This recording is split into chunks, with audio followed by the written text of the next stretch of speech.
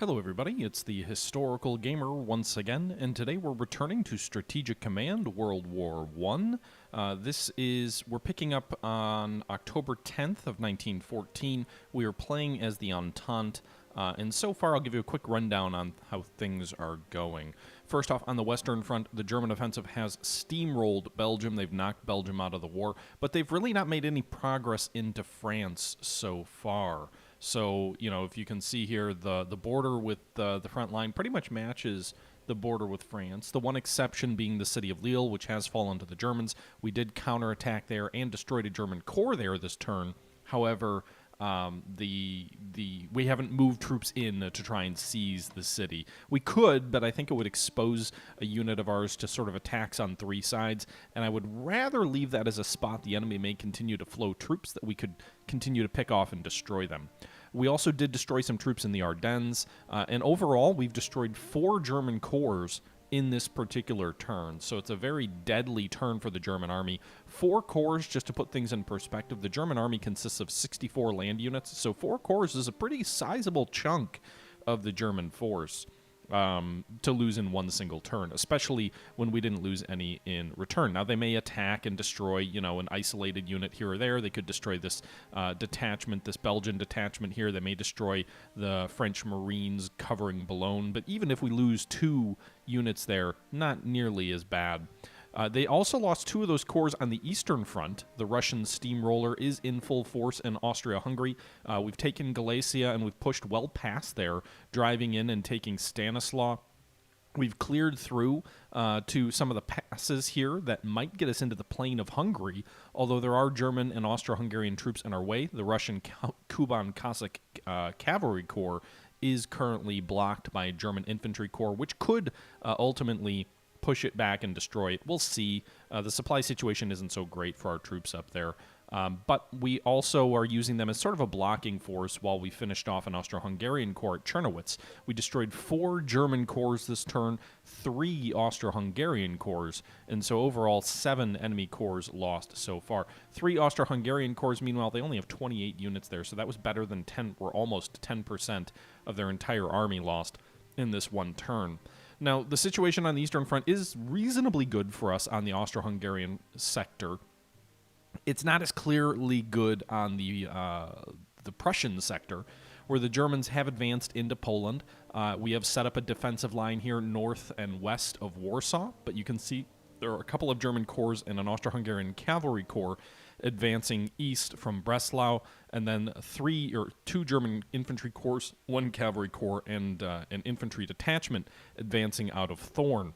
On the eastern Prussian section of the field, however, we have managed to cut off 3 German corps and 1 detachment in sort of a Memel pocket, if you will. I'm not sure that that's actually going to be effective because Memel itself has a port, so it's kind of a supply center. So they may be able to bring in supplies through that port and keep these guys supplied. We'll see. And they may also try and attack these Russian units, which feel a little bit exposed and break out. But it was a gamble I was willing to take. We've also taken the town of Gumbinnen, which isn't a terribly useful location, but if we can reduce this pocket near Tilsit, these 3 German corps and 1 detachment near Tilsit, then we may have kind of an open front to advance west toward Königsberg. I guess the real likelihood is that the enemy's going to rush reinforcements to block our position here, and they might do that, but if they do that, they'll presumably have to weaken themselves elsewhere, and so that would be advantageous for us. We do have some new units still to deploy this turn, so the Russians have 2. They've got a corps and a detachment. The corps can be deployed anywhere. I'm actually going to deploy it south of Ivangrad, just in the event that, potentially advancing on Krakow and sort of the west flank of this Tarnow-Premzel line might be an area we could gain some advantage of. Either way, it's also positioned to aid the Warsaw defense in the event this line begins to crumble. So I feel like that's the best place. We've already got a wealth of units over here that probably need to pause for a few turns and regroup and gather reinforcements. The other unit for the Russians is a Helsinki-Baltic detachment. That doesn't really have any choice but to deploy to Helsinki. Meanwhile, we also have another British corps, the 4th Infantry Corps, which is deploying in England. We really need to spend some money to get these troops on transports and get them across the sea, if you will. And that's the situation right now. We've already kind of done our turn this turn, And we already have the blockade. It's pretty strong. You know, it's in I would say close to full force, if you will.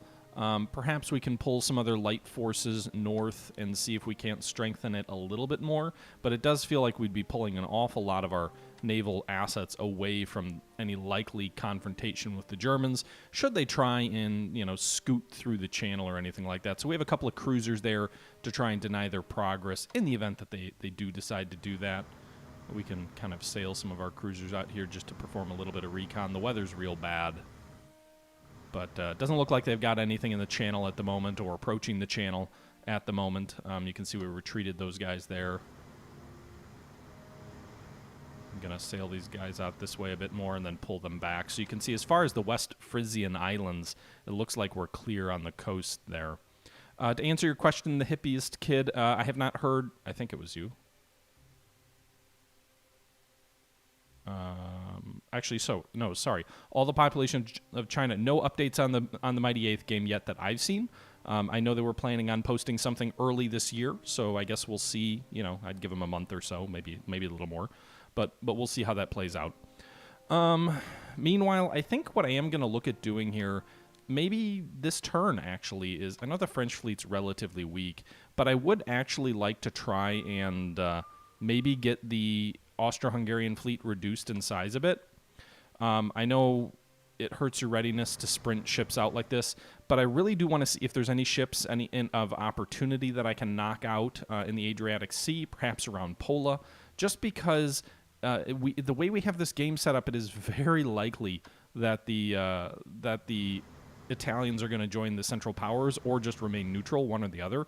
And so I want to make sure that we reduce the size of the fleet against us before the Italians get involved. And so that's just something we've got to kind of keep in mind as we think about how this war could end up unfolding. So to that end, I'm going to deploy my ships in the Adriatic a little bit more aggressively here and see if we can't perhaps give their Austro-Hungarian fleet a bit of a drubbing. It'll also hurt their national morale, which, given all the losses of their troops so far and several key national morale centers, they're already down to 79% morale. So their morale is taking a bit of a hit.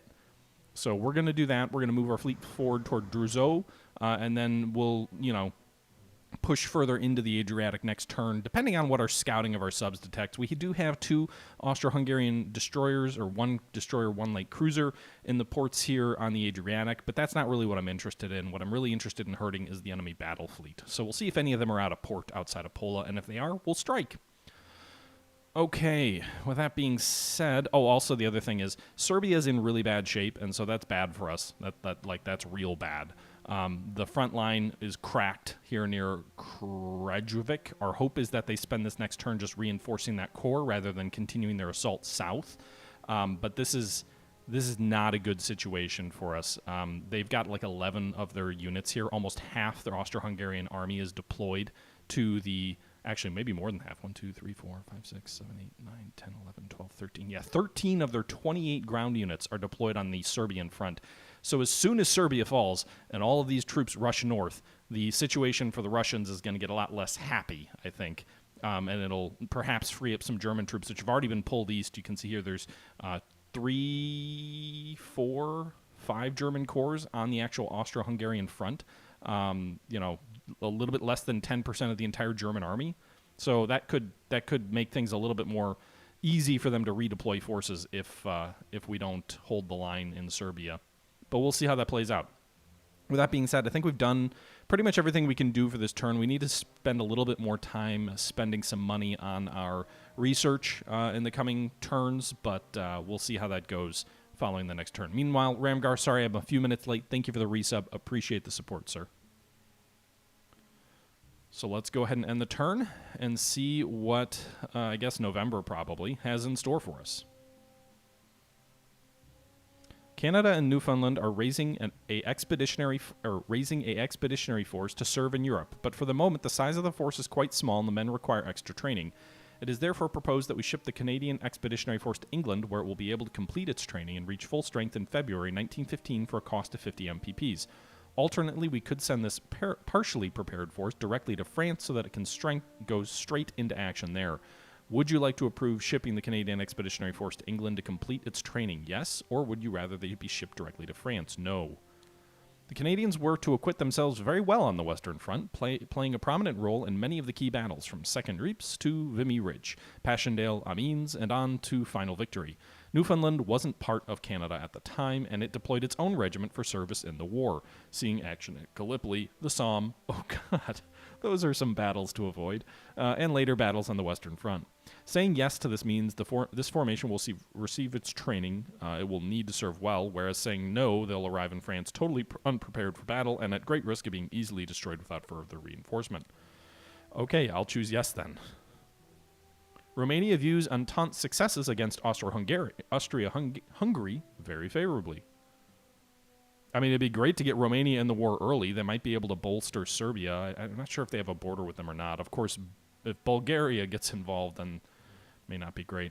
Grosswardian Honva mobilized. So I'm guessing the Austro-Hungarians are mobilizing some militia here as we attempt to break through into the Hungarian plain. We're impeding imports to Germany in the North Sea. Käsebrot bread made with potatoes, wheat, and rye is launched in Germany. That's a good sign for us, right? Meanwhile, you can see we have all of these expenses: forming the new army, seaplane conversion, training the Canadians, sending a bunch of money to Russia, that we really don't have a lot of money left over for the British. Even the French, you can see they're deploying 50 to deploy General Foch, 25 to train the Foreign Legion. You know, that's cutting massively into their income. Serbian miners collect 92 MPPs, mostly via Lend-Lease type activities from France and Russia. Russia gets 300. They're in the best financial shape of anybody right now. They really need to be investing some stuff. Plumber Smack, good to see you. Thanks for the kind words. So the Austro-Hungarians are going to deploy their ships out in the sea against us. I guess some cruisers deployed against us. Meanwhile, okay, so we did break through in the south near Ragusa on the Serbian front, and it looks like the Austro-Hungarians may be pulling some troops back from the front line to adjust for that small breakthrough. It was largely inconsequential. It's not something we can really do anything about, but you know, I'm happy if they want to deploy troops against that threat. Meanwhile, German artillery is shelling this position here near the Ardennes with a whole bunch of artillery. Their infantry is going to move in and attack. It didn't actually do that much damage. You can see there the second attack also didn't destroy the regiment or the corps. As long as the corps doesn't get destroyed, I'm happy. All right. So some Austro-Hungarian troops nearly destroyed a Russian corps there to the east of Przemysl. Same for some German troops of another corps near Sambar, just a little bit further south. An attempt to break through in two positions on the Austro-Hungarian front. They did drive those units back off of what looked like good defensive terrain. We'll see if they advance there. That's tantamount to a breakthrough, a 2-hex breakthrough at this point by the looks of it. Meanwhile, German troops move back into Lille and attack.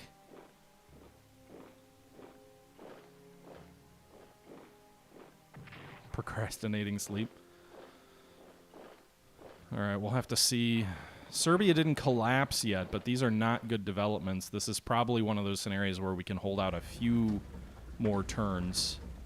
They're likely to completely break through, and I think the question is, we don't have another line where we have enough troops to hold on. That's the problem. Meanwhile, the attack on the Warsaw line feels kind of half-hearted. I don't think the Germans have the troops to make it succeed right now. They didn't really try and do anything with the Memel pocket. We'll have to take a look. Oh, they suffer attrition losses. Nice. Von Spee defeats the Royal Navy at the Battle of Cornell. I'm assuming that'll hurt our national morale or something. But then we'll get them oh no, the Ottomans are preparing for war. Foreign Minister reports diplomatic success in Bulgaria, swinging them 7% toward the Central Powers. So the Ottomans are going to go to war next turn, right?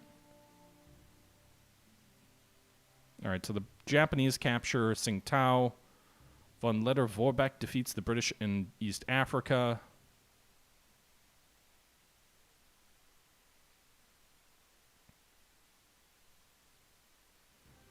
Yeah, there was a lot of events. I don't think we had anything actually destroyed. The Australian and New Zealand Corps is now ready to sail to Europe, and a decision needs to be taken as to its destination. The activities of the German Pacific Squadron may impede their progress, but all being well, the Anzacs should arrive in Europe in the middle of December. These soldiers are volunteers who are brimming with enthusiasm for the struggle ahead. Would you like them to sail directly to Bristol in the west of England, or would you rather have them disembark slightly earlier date in Egypt? The Anzacs served first at Gallipoli and then later on the Western Front, while their light horse units played a prominent role in the Middle East, most notably at Beersheba in 1917. The Anzacs were acclaimed, tough fighters, but they also became renowned for their indiscipline and resistance to traditional military authority, being independently minded and more willing to stick up for themselves than their counterparts in the British Army. Anzac Days, okay, so this doesn't really tell me anything. I do want them in Egypt, I think, especially with the Ottomans about to declare war on us. So I think we'll put them to Egypt. German naval units operating in the Pacific and South Atlantic are affecting our trade and income. Now Rear Admiral Craddock's squadron has been defeated at Cornell. The calls for action against them have grown louder and more urgent. To ensure a swift resolution of this problem, it is recommended that we send the Invincible battlecruiser to the South Atlantic to deal with Graf Spee's squadron. Otherwise, she will deploy at Port Plymouth. If you say yes, sending the Invincible, then providing she survives the engagement, she will... Is that like a random thing that could occur differently? She will return to the UK for further service with the Grand Fleet, and there will be no further interference to our trade for von Spee.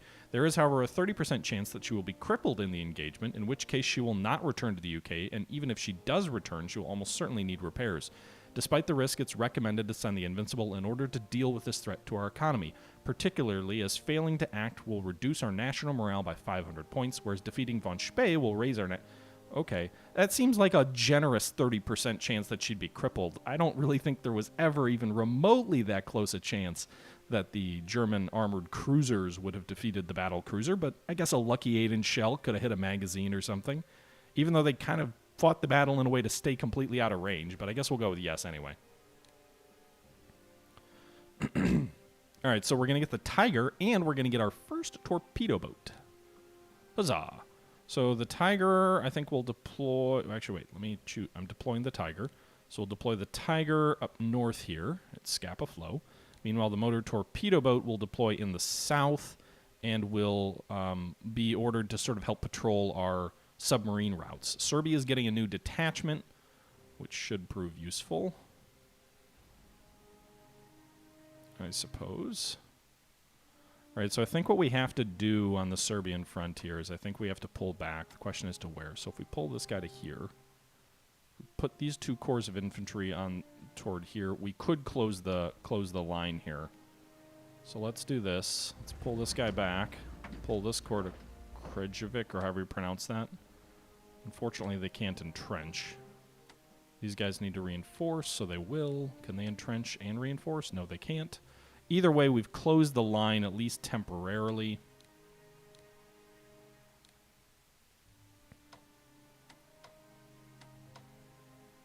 Okay.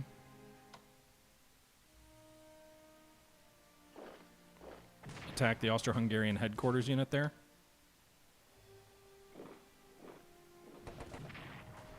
So we did some damage to the Austro-Hungarian headquarters unit. We're actually just adjacent to Sarajevo. I'm assuming because of the way zones of control rules work, this corps will not be able to swing in around and take the capital. I suppose we could throw a British garrison unit on transports and send them there just to be sure.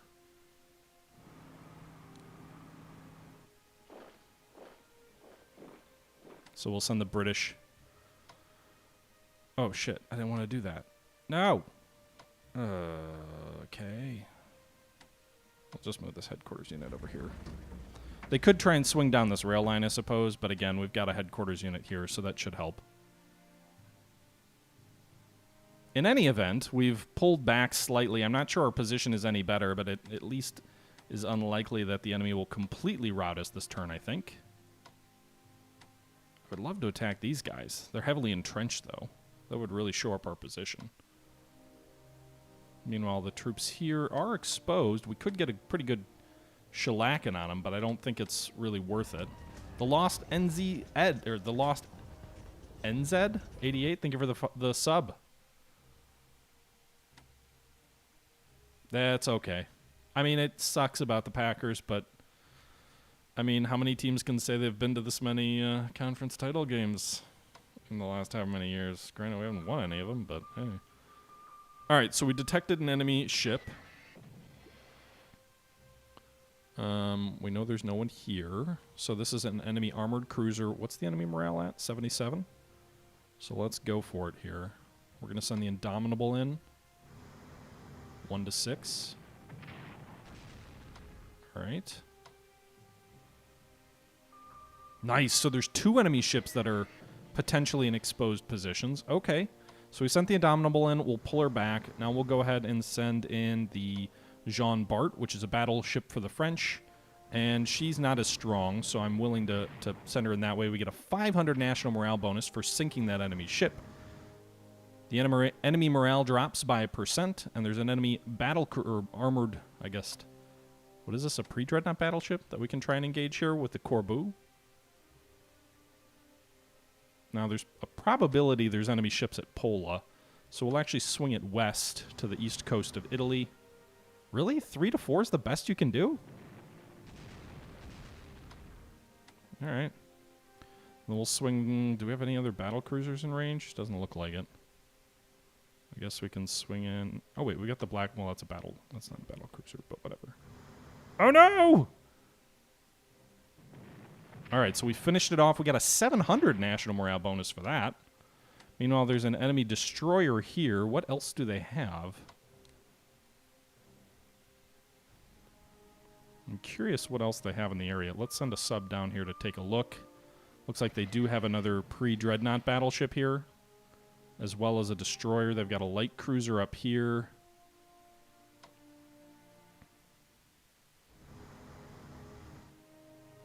Can't really do recon here. It's not in range for my float plane carrier or whatever. I guess I'll send a light cruiser in here just to see what's in this other port. That's the enemy there. Ooh, that hurt. So there's an enemy dreadnought. There's 1 enemy dreadnought in port here, and I'm guessing there's probably another cruiser or maybe pre-dreadnought down here.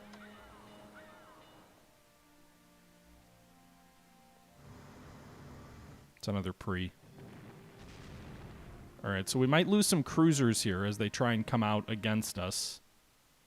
I'm going to try and shield my heavier ships here.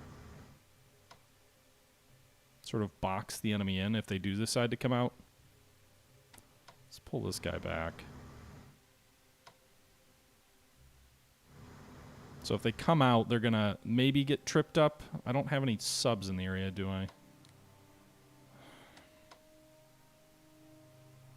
I don't really want to invite my cruisers to get destroyed. I guess we'll pull these guys back a little, because if they do attack here, they're just going to run into subs. So they can't really get at these battleships. We're going to lose that cruiser probably.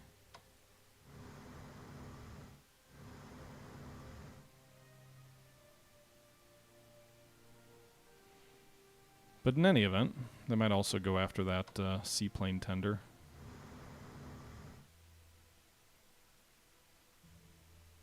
Did we have any other ships in the Eastern Med? Oh, we do have a sub blocking the the Dardanelles Strait, since the Ottomans are probably about to go to war. So the Ottomans may go to a war here soon. The Russian border is going to be exposed potentially to Ottoman offensives, so we'll have to see how that works out. The Ottomans don't border anybody else. Unless Bulgaria joins the war, I don't even think they can send troops to aid on the Serbian front. If Bulgaria joins the war, we're in real shit, at least in Serbia. So we've got to take advantage of the situation while it lasts. Meanwhile, the destruction of that second ship hurt Austrian morale further. Another 3% hit there. When it says national morale boost, does that mean it actually helps your morale, or does it just hurt the enemy morale? French morale did not apparently go up despite sinking 2 enemy warships. So maybe it's more of just a tick down on the enemy. We'll see. All right, meanwhile, what else are we going to do here? We're going to pull these troops east of Sombor back to reinforce.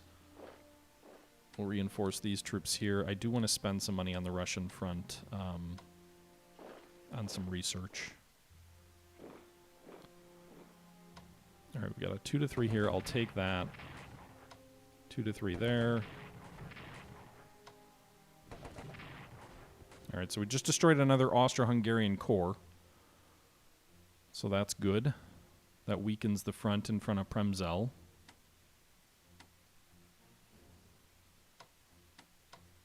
These German troops are dug in. Could try and flank them.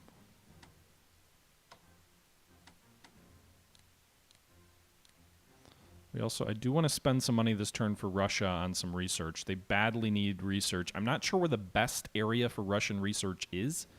If it's infantry weapons. Oh, wait, is this Russia or Serbia? That doesn't... That's Serbia. Okay. So Russian research. Infantry weapons are obviously important. I would imagine trench warfare is probably important as well. We're already spending money on industrial technology. We've already developed level 1. We're working toward level 2 for both production and industrial. I think we'll tick this forward on infantry weapons. And then maybe logistics or maybe command and control. I don't have the money for command and control this turn. So if that leaves us with 70 left. Hey, he did a thing. Yes, I did do a thing. So let's see here. What about the German front here? Can we crush these guys? I'd love to destroy some more German corps. All right. These guys' supply is cut. Yes! We effectively have cut off the Memel pocket. Give me a 1 to 4. Destroy these boys. Hell yeah! German corps destroyed without loss. These guys still too tough to attack. But I can spend a little bit of money reinforcing these troops that are a little bit isolated. Their own supply situation isn't great.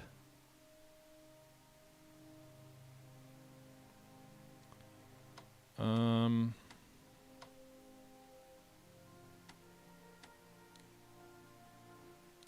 mean, I guess we can try and just hope that they continue to fail to relieve these troops. We did get one more of those German corps, though, which is really nice. What were they at, 68 last turn?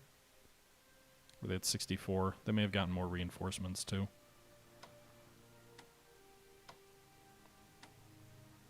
All right, these guys seem exposed. I'll take a 2 to 4. Swap them out for that. Another German corps destroyed.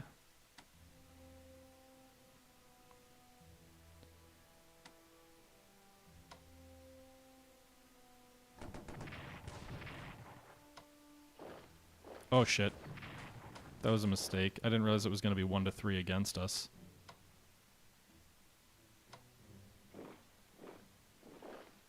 Why are they so bad there? Are these guys just...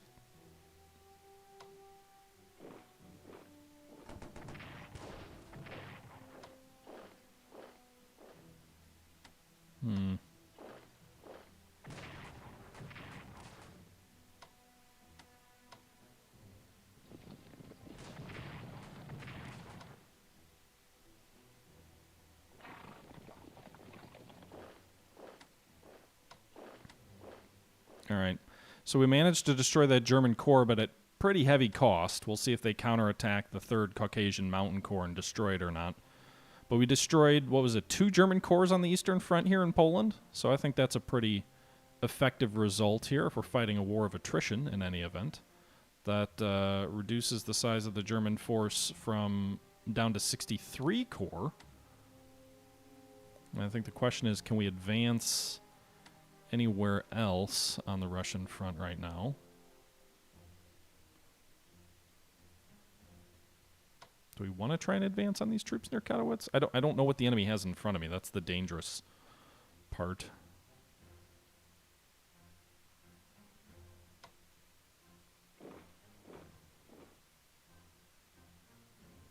Can I still dig these guys in? I can. I could dig them in.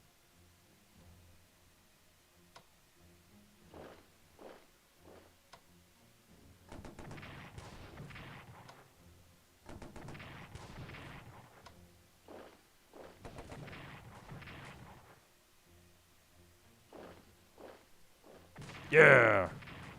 So we got the Austro-Hungarian corps at Tarnow. So we got another enemy corps destroyed. That reduces the Austro-Hungarian force to 27 units. These troops are exposed and they're not in trenches, but in order to meet them with strong forces, I think the Germans will have to pull troops away from Premzel to shift them north to guard Tarnow. If they don't, we could be left with an open road to the south to cut the rail line into Premzel. Trying to be home by Christmas 1915, that's the strategy, Lake, especially since I think it's likely that the Italians will join the war against us. We'll advance these guys 1 hex and then immediately re-entrench.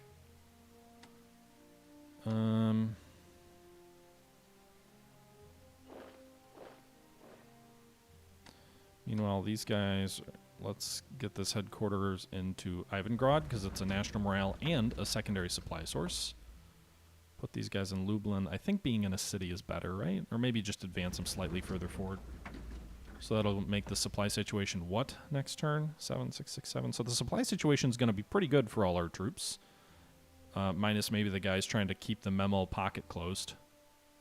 I don't know how much lower the supply will get because they still have the port. I'm not really sure on that. Part of me wonders if I'd be better off shifting these troops north, but I don't know. Meanwhile, I am going to take this turn's a little bit of cash left over as an opportunity to reinforce our troops with some more reinforcements coming out of Moscow via rail. So I think we'll... Well, let's wait to finish this part of the turn here before we decide what to do there. So... I pulled the troops back near Sembor, where the Germans were attacking out against us.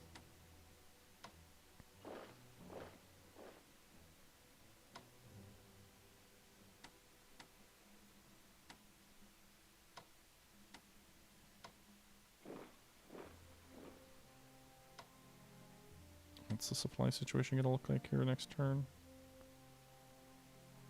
Can I move this headquarters unit down here? Will that make the supply situation any better? Not really. Mark 4er, thank you very much for the follow.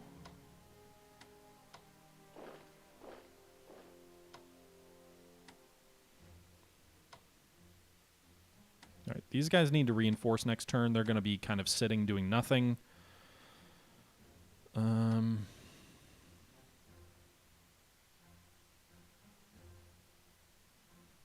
Maybe I can convince these guys to pull out of the pass if I threaten their flank.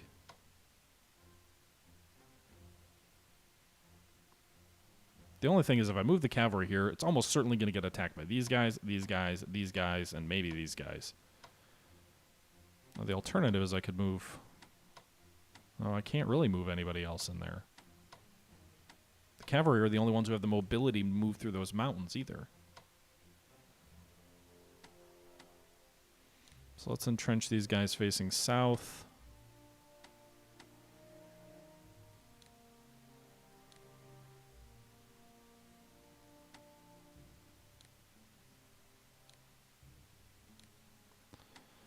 And we'll leave these troops to guard this line in case the Germans or Austrians advance to try and break out. These guys will keep advancing toward Jacobiny, which is worth 15 MPPs. Wow, that minefield is worth a lot, actually. National morale value of 15, too. Not bad. The town I just took is worth what? Didn't I just take a town? I don't know.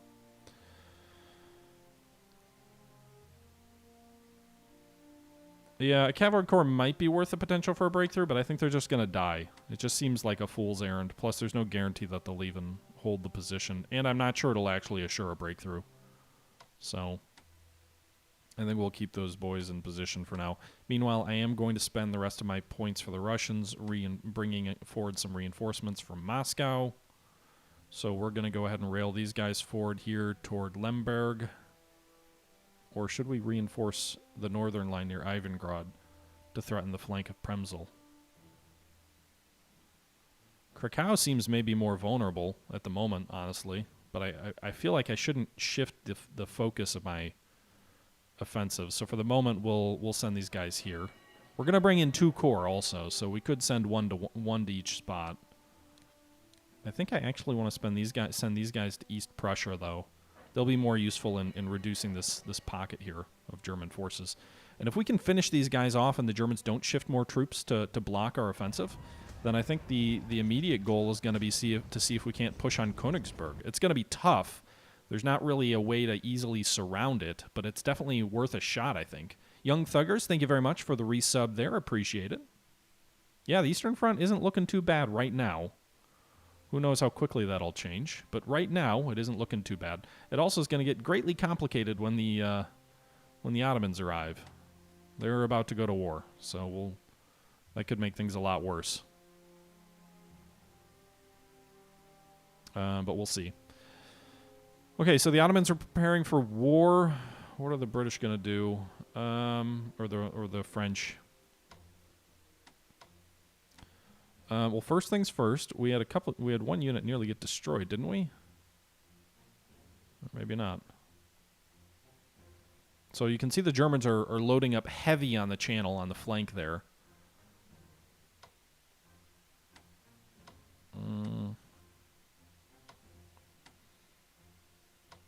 Let's see if we can't knock this unit in Lille out on their flank.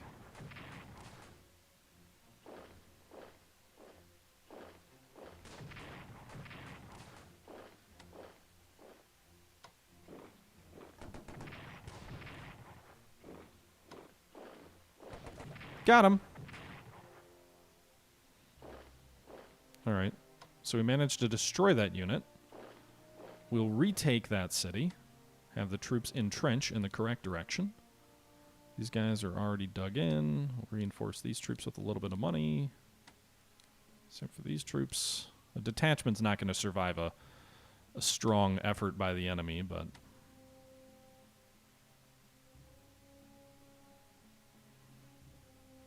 Okay.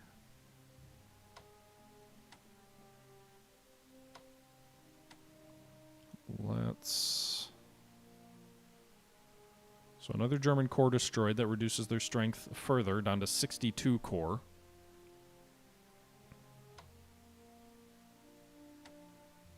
This corps suffered a lot. We could do a 4 hit there. Defensive artillery, but I don't know how much ammo they have left.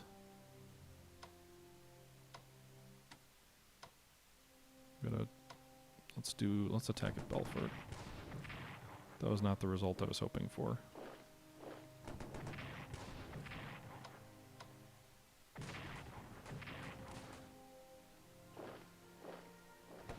Got him. So another German corps destroyed in front of Mulhouse.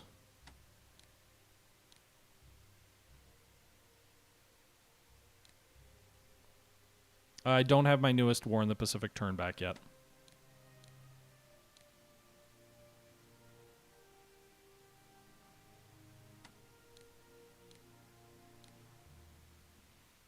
Okay.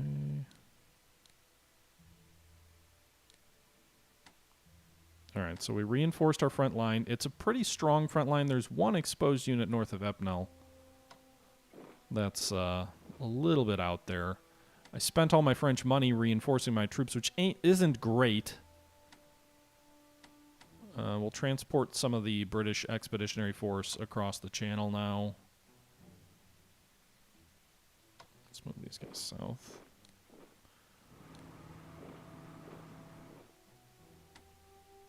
Apparently I can't send anybody who's not currently in a port, so that may have been a mistake on my end. Is Portsmouth really the only... Portsmouth and Plymouth? The only ports that I can ship out of Bristol, I guess. So we got another British corps into the Western Front. The Indian Corps is marching north. They might have been better used in Egypt. But I guess we'll see how strong the Ottomans push there. I need more money, for Christ's sake. Is 40 enough for the British to research anything? They're already researching trench warfare. That's 50 anyway. 40 would be enough for airship development or fighter development. I suppose fighter development could be useful. I mean, I gotta try and not lose sight on on R&D, because that is important in this game. All right, let's move our seaplane carrier north. I think the seaplane carrier would actually be a nice blockade strengthener. So I'm going to move the Pathfinder light cruisers west to take up another blockade station. Wasn't I moving up another unit? No. I thought I moved someone up this way. Huh. Maybe not. Alright. So the Pathfinder, that opens up a slot here for this British seaplane carrier to take up a blockade station. We'll move these cruisers back into port at London. We'll use these torpedo boats on the national morale objective, and we'll keep trying to churn out some torpedo boats to strengthen the blockade and strengthen our ASW work without weakening the Grand Fleet too much. Tiger deploys this turn, so again, we could shift another unit west, and then we'd have the... I mean, we're almost completely filled up on the blockade zones.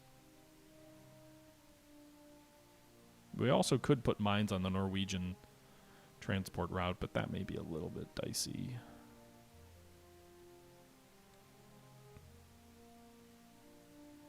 The series reminds you of a Joe Haldeman novel. I don't know Joe Haldeman. All right, so 2 more German corps destroyed on the west front. I've got 2, 4, 6, 8, 10, 12, 14, 16 units that we can see. When you include the headquarters units, that total increases to 21, and artillery. So that's about a third of their army. I don't know where the other units are. And they've got quite a few on the eastern front, too. 3, 6, 8, 12, 13, 14, 15, 16, 17, 18. So 18 units there, 21, so that's about just shy of 40. So there's about 20 more German land units that I don't know where they're at. Presumably maybe some headquarters units, maybe some garrison detachments. But I think that's probably it for this turn. The U.S. has 90 income. I don't know what to do with that. Like, I know, like, if Strategic Command World War II is any indication, like, you really need to make sure you use American neutrality to your advantage. The problem is my income's not really going up much. And so, like, I was saving it up to try and get to 110 so then I could drop it into industrial technology because that increases the economy. But if it takes me like 6 months to get to 110, I don't know if it's worth the delay.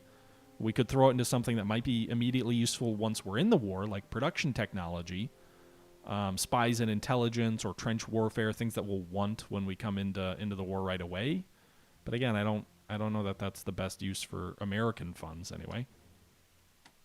So I guess we'll just wrap this turn here. Let's actually, can we operate this guy? No, we can't. I want to try and get this air unit up toward...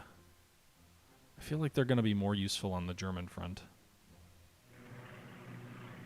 Austro-Hungarians, they have one... they have one bomber unit in the south. But we'll see. We'll see how the frontier plays out and how this naval battle in the Adriatic plays out. Ottomans are about to enter the war. Austro-Hungary 73, Germany's 90, France is 90, UK is 96, the Russians are 96. Okay, well, let's go ahead and move forward and see what, I guess, late November is when we'll get the turn back, or maybe December. All right, so the Russian forces are mobilizing in the Caucasus. They're getting some detachments. I think they get 2 infantry corps. Yep, 2 infantry corps. There's a headquarter unit. We would have had another infantry corps at Kars, but we elected not to. We sent that to the East Front, so that may be a problem. Meanwhile, the Ottomans are mobilizing for war throughout the Middle East. It'd be real great to have more units.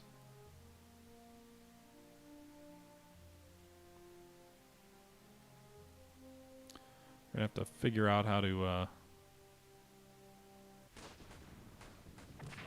to deal with the Ottoman threat. A typhus epidemic breaks out amongst the Ottoman forces in the Caucasus. Yeah, well, fuck them. It's just proof that God is not on your side, sir. All right. Central Power raiders disrupt UK-Russia convoys. I don't know where they are. Our ships are taking damage to rough seas.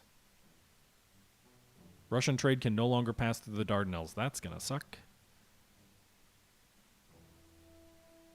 Battle of Kokus. HMS Sydney sinks the Emden. Hell yeah, brother. Sheikh ul Islam proclaims a jihad against the Entente.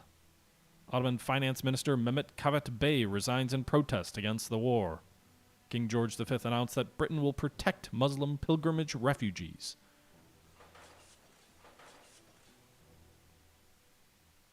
Give me more money. I don't know how I'm supposed to fight these guys without more money. Might have to send some of those troops into the Middle East. German employs secret agents in French Morocco. Sure hope they don't lead into an uprising. Enemy contact. Alright, their cruiser attacked our battle cruiser there. Hey, their destroyer attempted to hit our light cruiser there, but didn't do any damage. Meanwhile, apparently they do have a submarine. They shifted around their troops in Pola, but... or their ships around in Pola, but it didn't really seem like they came out to play all that much. Maybe we can finish off that other cruiser if it's still out of port and in sea. Or at sea, out of port. Alright, so the Dardanelles has been mined. German subs are trying to move through our blockade line. Multiple German subs. One of them just came back and hit our...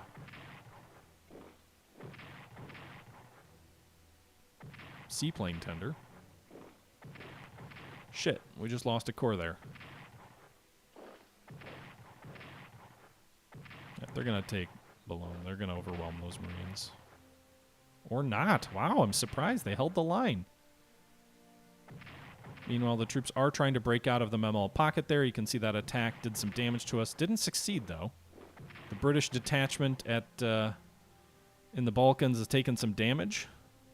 But we might be able to cut off this Austro-Hungarian force at Ragusa if they don't guard their flank.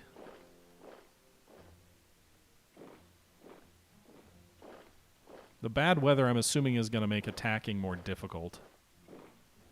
A lot of shifting of troops. It seems like the Austro-Hungarians are moving their troops west, away from the Bulgarian flank, and trying to shift maybe more toward the Adriatic coast.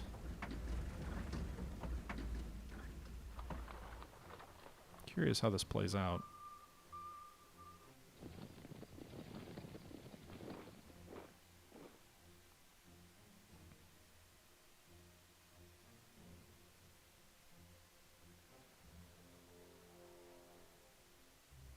We really need to work on our entrenchment tech. I should make sure that that be one of the primary focuses immediately. Germany celebrates Ottoman's entrance into the war, so do the Austro-Hungarians. Ottoman morale falls due to the loss of Basra.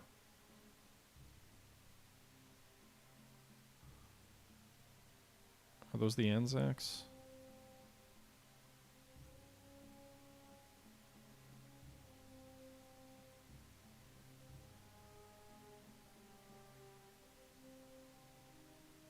All right. So, we're going to have to defend Egypt. So we lost the Grenadier Corps of the Russian army. The importance of Gallipoli. Winston Churchill, First Lord of the Admiralty, argues that if we capture Gallipoli, then this would deliver a very damaging blow to Ottoman morale. Churchill also argues that success here could lead to some neutral powers in the region entering the war on our side.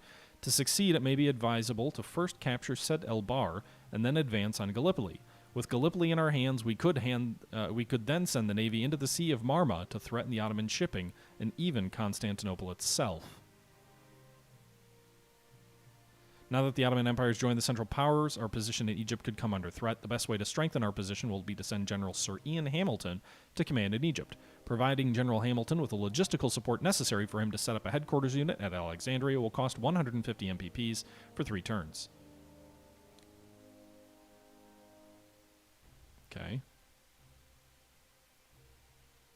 I mean, yes, I need a headquarter unit.